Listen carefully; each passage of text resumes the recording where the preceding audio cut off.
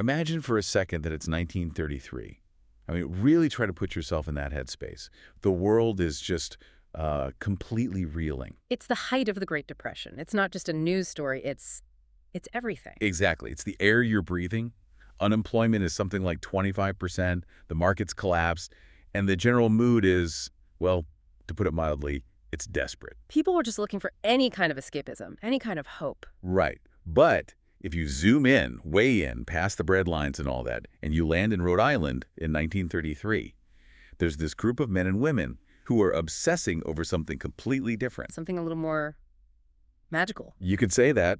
I'm looking at our source material, and on a Tuesday night, while the world is basically burning, these guys are arguing about, and I'm quoting here, folding elephants for vest pocket production. And something called laugh-in tissue. Laugh-in tissue. It sounds, completely unhinged. But that's why we're here today. We are doing a deep dive into the International Brotherhood of Magicians, specifically ring number 44, the Rhode Island Ring. And we've got this amazing source material, a stack of monthly reports from their journal, The Linking Ring, all from 1933, mostly written by their scribe, a guy named J.E. Cox. And what's so great about these reports is they aren't just meeting minutes. They are this window into how a local magic club became a social lifeline, a creative lab, and even a charitable force in one of the hardest years in American history. So let's get into it. Okay, so let's unpack the vibe of this group. My first thought, a 1930s magic club. I'm picturing a dusty, kind of sad room somewhere. A church basement, maybe. Yeah, that's the stereotype. But Ring 44, they were different. They didn't have one fixed meeting place. They were constantly rotating through members' homes and studios. And turned their own houses into these, magical venues. Exactly. You had Arthur Allman's studio in Pawtucket for the serious business, but then you get these incredible names like Fostermere. Fostermere. It sounds so grand. Well, it was. It was Roy Foster's colonial mansion. The reports call it a gorgeous setting. It just elevates the whole thing, doesn't it? You're not just doing a card trick, you're performing in a mansion. That's a bit of class. And then there's the one that really got me, the Lion's Den. Ah, yes. Bob Graham's headquarters. Now, this is the key detail. The sources say magicians gathered there daily. Daily. Not just for meetings. Daily. It was a clubhouse. It was a place you could go to escape the reality of 1933, to talk shop, to just be with your people. A sanctuary. And speaking of comfort, we have to talk about the food. I mean, J.E. Cox, the writer, seems almost more excited about the menu than the magic. He calls them magical feasts, and it really shows you the importance of the women in the group who are so often, written out of these histories. Totally. Take Mrs. Robert Graham. She's described as a magician herself. Not for sleight of hand, but because she could produce a wonderful production of good things to eat. Which sounds a little dated, sure, but then you read about the prank she pulled. Oh, this is the best. She wasn't just in the kitchen. At the banquet table, she rigged it so it looked like plates were breaking and spoons were bending right in front of these magicians. He turned the tables on them. She out-magicked the magicians. It shows that spirit of playfulness was everywhere. And then there's Mrs. Arthur Allman. Famous for her inexhaustible cake with Keller sauce. I tried to look up what Keller sauce is. Any luck? Nothing. But Harry Keller was like the dean of American magic at the time, so you have to assume it was something pretty special. Probably some secret family recipe, but naming a sauce after a famous magician, it just shows how deep this culture ran for them. It really does. And the camaraderie is so clear. They call each other the boys. They celebrate a member's daughter's 7th birthday. Feels like a real family. In a time of such isolation and hardship, that kind of brotherhood was probably everything. And that brotherhood loved to mess with each other. This is where it gets really fun. They weren't just learning tricks. They were staging these huge, elaborate pranks. And their audience was other magicians. That is the toughest crowd you could possibly have. Okay, so you have to paint the picture for this one. Yeah. The fake radio broadcast from July 33. Right.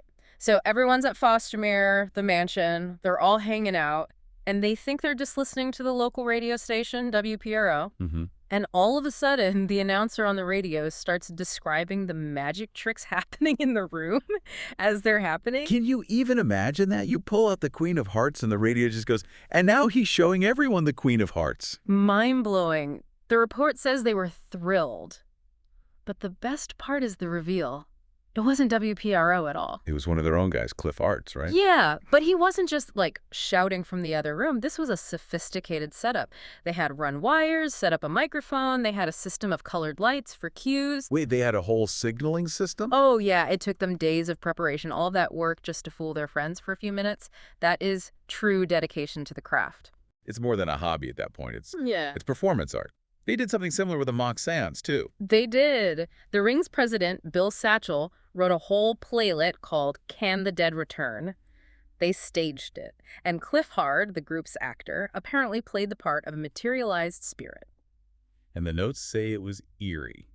Which is funny, because magicians are usually the biggest skeptics, you know? The ones debunking psychics. True, but they also understand the mechanics of what makes something feel real better than anyone. It's a safe way for them to play with those themes. Now, it wasn't all fun and games and fake ghosts.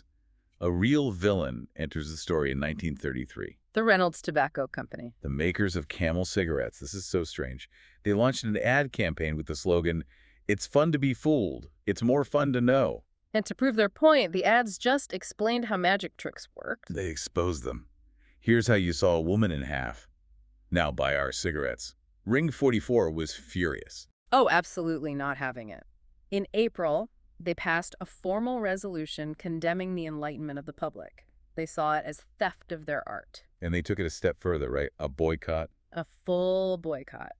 The notes declare that the odor of camel fags, and that was the slang at the time, should be missing from all members' homes. If you smoked a Camel, you were a traitor to magic. It was a huge deal. It brings up that timeless debate, you know. Does knowing the secret ruin the wonder? Right. They certainly thought so. But interestingly, later in the year, there's a quote in the notes that says, "It isn't a matter of how many tricks you do, but how well you do them." Which is a very different perspective. It is. It's an admission that even if the secret's out, the performance is what really matters. But at the time, they were ready for war. So we have the fun, the feud, Yeah. and then we have the tragedy. Yeah. In the spring of 33, the Ring meets this incredible magician from New London, a guy named James Fallett. Jim Fallett. And the way they write about him, you can just feel the excitement. They called him our Cardini. Which, for anyone who doesn't know, comparing a magician to Cardini is like comparing a basketball player to Michael Jordan. Yeah. He was the absolute pinnacle. The best of the best. And Fallett's act sounds like it lived up to the hype. He worked just 5 feet away from the audience. That's terrifying. There's nowhere to hide. Nowhere. He manipulated 2-inch billiard balls. He palmed 12 coins at once. I can't even hold 12 coins, let alone palm them. It's an insane feat of dexterity.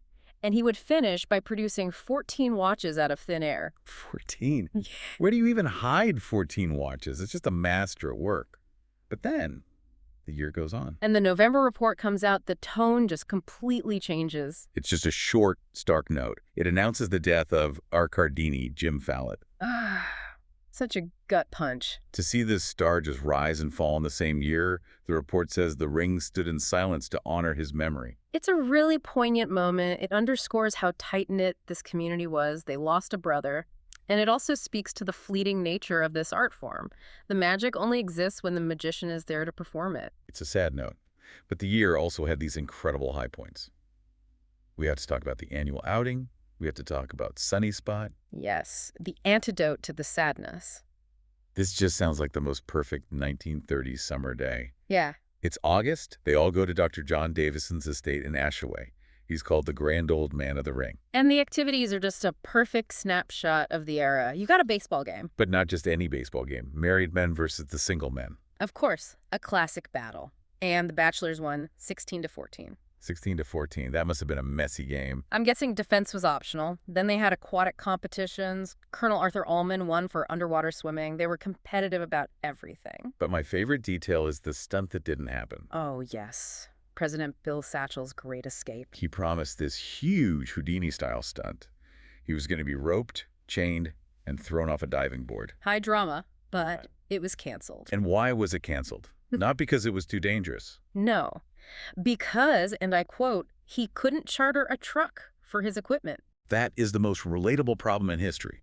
I was going to defy death, but the moving van fell through. It's so human, isn't it? And then there's poor Ted Boudreau and the Australian torture harness. He does this amazing escape, gets a huge round of applause. And then forgets his moccasins at the estate and has to walk home in gumshoes. The master escapologist, defeated by footwear.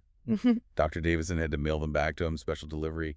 It's those little details that just make it all so real. Absolutely. So they've spent the year with pranks and parties and boycotts. But as 1933 closes, the Ring's focus totally shifts. They start looking outward. And this is the grand philanthropy, the Wound Socket Convention. This wasn't just some local magic show. This was a massive citywide event. It was organized by Lucien Sansucci, a member who was also a big deal in Woonsocket. And the whole thing was a benefit for the Rhode Island Society for the prevention of cruelty to children. The SPCC. And the scale of it is just breathtaking. Sansucci gets the mayor of Woonsocket on board. The mayor offers the key to the city. The Chamber of Commerce backs it. The Retail Trade Board backs it. But the detail that gets me is the schools. They declared a citywide school holiday. Yes. They shut down the schools so kids could go to the matinee. He booked the biggest theater in the city, 1,500 seats, and guaranteed he'd fill every single one of them. And on top of all that, they got a letter from the White House. A letter signed by Mrs. Eleanor Roosevelt congratulating them. That's just, Yeah. it's huge. We're talking about a local club for a niche hobby, and they're getting national recognition. And the spirit of charity wasn't a one-off thing. All through the year, you see these little notes about members going to orphanages, dressing up in costumes, and doing free shows for underprivileged kids. Using what they had, their skill, their art, to bring a little bit of joy into a world that had so little of it. Exactly. It gave their hobby a real moral purpose. It really changes your perspective. It's easy to look back and think, why are you guys messing around with folding elephants when the economy is in ruins? But the answer is, you need the elephants, you need the play, you need the wonder, and then you can use that wonder to actually do some good in the world. So, as we wrap up this look at Ring 44 in 1933, what's the big takeaway?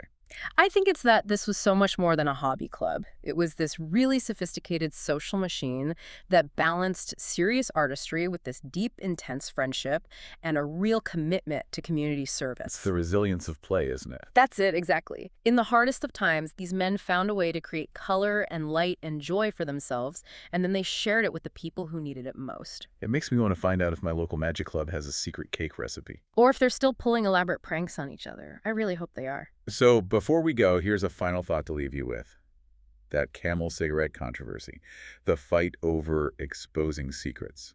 It's a debate that never really ends in magic. But think about this. Did knowing how a trick works really ruin the wonder?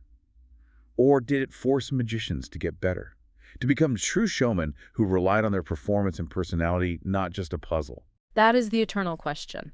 The source itself said, it's not how many tricks you do, it's how well you do them.